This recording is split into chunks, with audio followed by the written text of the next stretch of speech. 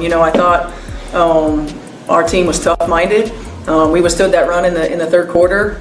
We locked down defensively after that. I mean, I think we came into the half, they were shooting almost 52% from the floor. They ended the game with 39%. This is again, we're building consistency to these types of efforts. Now, we're not always going to, shoot the ball the way that we did, but I thought we found the best shot on the floor. And when you do that, fucking bad with these assaults on Caitlin Clark. Chelsea Gray got Caitlin Clark in the mid-session for whoever thinks she was flopping. So some people were saying that Caitlin Clark was possibly flopping. So this was the play that occurred, and I'm gonna play the clip here in a minute. But as you guys can see, she got her head, got her head and shoulder planted right in Caitlin Clark mid-session. How do you explain this?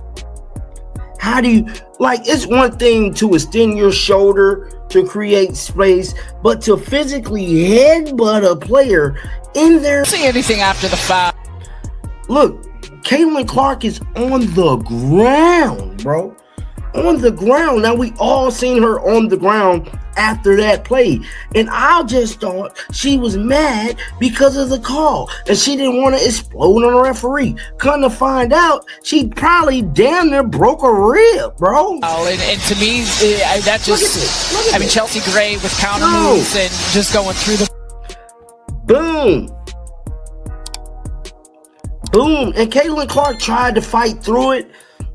Caitlin Clark tried to fight through it because she tried to stand up there and fight through. Really proud of this group and how connected we continue to grow into. And to either of you, just how can you take this momentum into next week and beyond? Yeah, I think just continue to play the way we've been playing. I think for us, once again, it's like that defensive intensity, getting stops, letting that fuel our offense. We want to play fast. We want to get the ball up. We want to get quick threes in transition. So, yeah, I think you can tell right away. I think for us, it's about making sure that we stay consistent through 4 quarters. Sophie, that you were on fire today, obviously. When did you feel like you had it going and sustaining the whole game can be hard? No, I think that's what it is to be a pro, is just to stay ready. When you have megastars on your team, they're going to get the majority of the shots, as they should.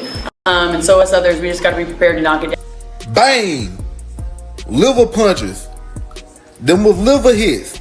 Do y'all know what happens with a liver hit? I'm about to educate some of you. Bang! Bang! And then, see, y'all want to go attacking because y'all hate Caitlin. Y'all are nasty individuals. A liver shot triggers a unique, agonizing physical shutdown. The impact causes excruciating, deep ram. See, guys, it keeps getting worse. Every game, it keeps getting worse. Knee to knee right there, too. This all in one play. Caitlin Clark should not obey physics.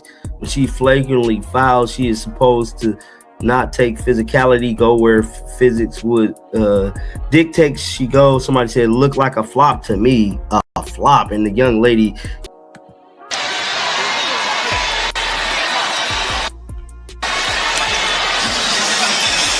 And the review is for an act after the foul.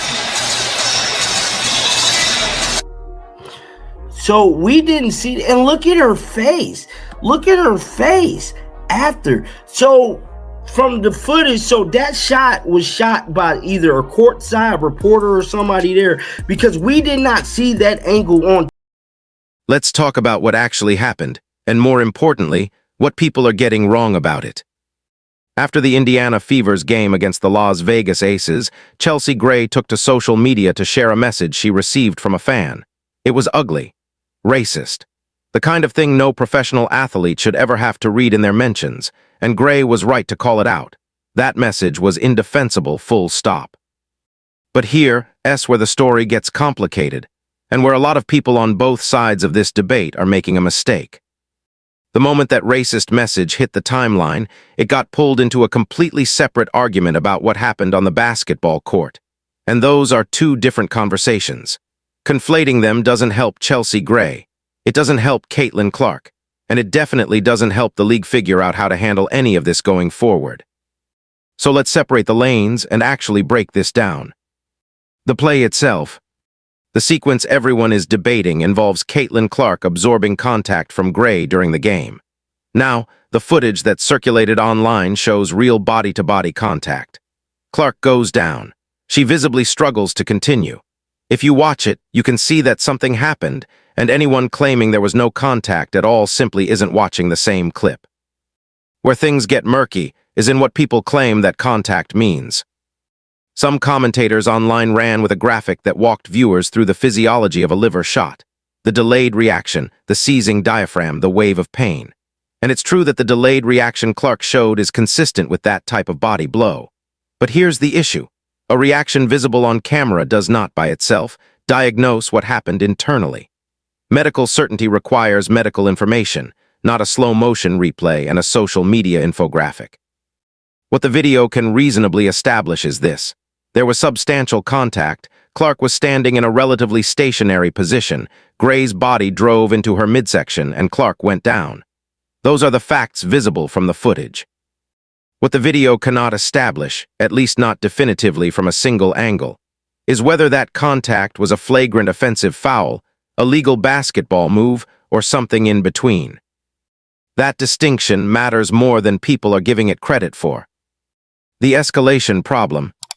Watch how the language evolves in these discussions. Contact becomes a headbutt.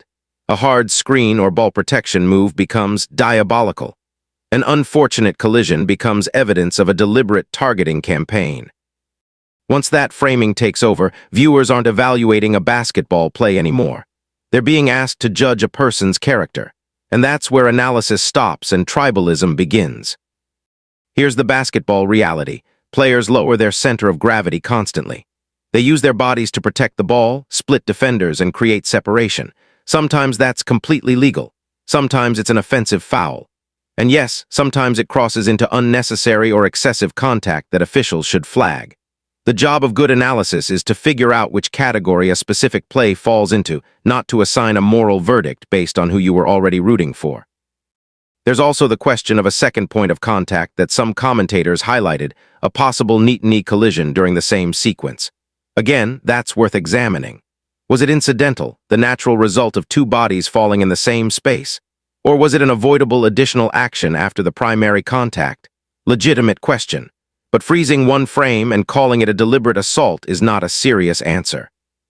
And then there's the flop debate. The word flop is doing a lot of work here. A player can anticipate contact, position herself to sell a call, and still get hit. Those two things are not mutually exclusive. Basketball at every level rewards making illegal contact visible to officials. That doesn't mean every fall is manufactured, and it doesn't mean every dramatic reaction proves malicious intent. The more useful question is whether the force and sequence of movements actually matches the reaction we saw. From what's available on tape, Clark absorbed enough contact to lose her balance and go down. That's a defensible observation. Declaring a specific injury diagnosis from online footage is not. The broadcast failure. Now here's something that doesn't get discussed enough. The broadcast didn't show the full sequence cleanly in real time. An alternate courtside angle appeared to capture more of the collision than viewers got on television. And the officiating review that followed, which apparently focused on an action after the original foul, was never clearly explained to the audience. That's a problem, not a small one. When officials review a play, viewers deserve to know what they're looking at, what rule is being applied, and what the replay confirmed or ruled out. A vague review followed by an unclear explanation doesn't calm the situation, it multiplies the speculation. Fans freeze frames and call it proof. They read facial expressions and assign motive. They treat Clark being on the floor as automatic evidence of a flagrant act, or they treat her attempt to get up as evidence that nothing serious happened. Neither conclusion is secure when the full sequence was never properly shown. The WNBA and its broadcast partners have a responsibility here. Transparency in officiating is not just good optics. It's the difference between a controversial play that gets resolved and a controversy that festers for weeks across every social media platform. The bigger pattern. This isn't the first time Caitlin Clark has been at the center of a physical play that blew up online. There's a reason for that, and it goes beyond any individual opponent. Clark's value on the floor isn't just about her own shot. Her presence warps defenses, changes spacing, forces early rotations, and opens up her teammates. If defenders can knock her off her route before she initiates, they're not just stopping one possession, they're disrupting everything Indiana does offensively. That's why opponents apply aggressive physical pressure on her specifically. It's a legitimate strategic choice. The controversy starts when that pressure gets officiated inconsistently from possession to possession. If one defender can use a shoulder to dislodge her without consequence, while another gets called for lighter contact, then nobody, players, coaches, or fans, knows where the actual boundary is. Consistent standards don't just protect Clark. They protect every player in the league. They give defenders a clear framework. They give offensive players a reasonable expectation of what initiating contact looks like. And they give fans something coherent to evaluate instead of a Rorschach test where everyone sees what they came in expecting to see. What the Fever are actually doing about it. Here's something worth noting. While this controversy was dominating the internet, the players and coaches involved were doing something very different, talking about basketball. In the post-game press conference, Sophie Cunningham talked about ball movement, reversing the ball, and finding the right shot. Stephanie White praised the group for being tough-minded, surviving a third-quarter run, locking down defensively, and finishing with the team shooting 39% from the floor after allowing nearly 52% at halftime. Nobody framed the game as a referendum on Gray's character. Nobody was waiting for the league to rescue them. That's a coaching perspective worth paying attention to. The Fever cannot spend every possession hoping for official intervention. They have to build answers, better screening angles, quicker ball reversal, smarter use of Clark as a decoy when she's being physically overwhelmed. Strategic adaptation doesn't excuse illegal contact, and officiating criticism doesn't excuse poor execution. Both things are true simultaneously. Cunningham said something else that stuck with her when asked about her role. When your team has marquee stars, they're going to get the majority of the looks, and everyone else needs to stay ready. That's just the reality of basketball hierarchy. But it also explains the competitive dynamic at play here. When Indiana is firing on all cylinders and Clark has the space she needs, she doesn't just score, she makes everybody better. The defensive objective for opponents is to prevent that from happening by any means the officiating standard will allow.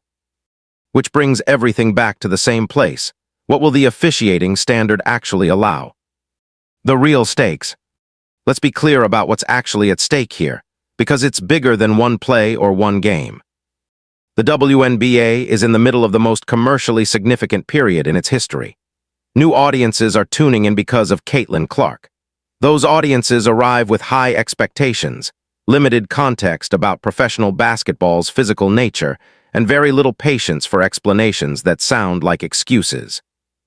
When star players get knocked down and the league responds with vague reviews and no public communication, new fans don't think, that's just how basketball is. They think the league either can't protect its players or won't.